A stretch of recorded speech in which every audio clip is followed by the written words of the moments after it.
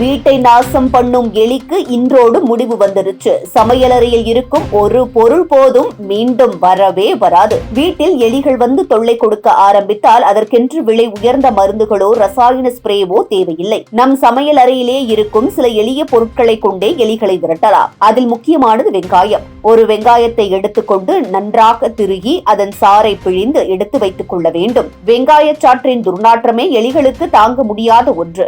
இதனால் அவை அங்கிருந்து விலகி ஓடத் தொடங்கும். இந்த வெங்காய சாற்றில் ஒரு மேசைக்கரண்டி அளவு பேக்கிங் சோடாவை சேர்க்க வேண்டும். வெங்காய சாறு மற்றும் பேக்கிங் சோடா சேரும் போது உருவாகும் துர்நாற்றம் எலிகளின் நாசியை சுட்டெரிக்கும் அளவுக்கு கடுமையாக இருக்கும். இதனால் அவை அந்த இடத்தில் தங்காமல் ஓடிவிடும். இந்த கலவை இயற்கையாகவே எலிகளை விரட்டும் சக்தி கொண்டது என்பதால் எந்தவித ரசாயன மருந்துகளையும் பயன்படுத்தாமல் நம் வீடு பாதுகாப்பாகும். வெங்காயச்சாறும் பேக்கிங் சோடாவும் கலந்து தயாரான இந்த கலவையில் சிறிதளவு தண்ணீர் சேர்த்து நன்றாக கலக்க வேண்டும். பிறகு அதை ஒரு ஸ்ப்ரே பாட்டிலில் ஊற்றி வைத்துக் கொள்ளலாம். எலிகள் அடிக்கடி வரக்கூடிய சமையலறை மூலைகள், அடுக்குகள், கதவு ஓரங்கள் போன்ற இடங்களில் இந்த ஸ்ப்ரேவை செய்துவிடலாம். அப்போது அந்த வாசனைக்கு எலிகள் தப்பிச் சென்றுவிடும்.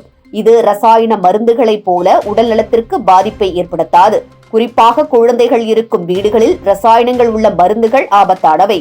ஆனால் வெங்காயமும் பேக்கிங் சோடாவும் இயற்கையான பொருட்கள் என்பதால் அதை பயன்படுத்துவதால் எந்த ஆபத்தும் இல்லை. அதே சமயம் எலிகளை பூரணமாக விரட்டும் சக்தி கொண்டிருக்கிறது. இந்த எளிய யுக்தியை வாரத்தில் ஒரு முறை பயன்படுத்தி வந்தால் வீட்டுக்குள் எலிகள் நுழைவதே இருக்காது. பழைய பழக்கப்படி எலி மருந்துகள் வாங்கி வீட்டில் போட வேண்டியதில்லை.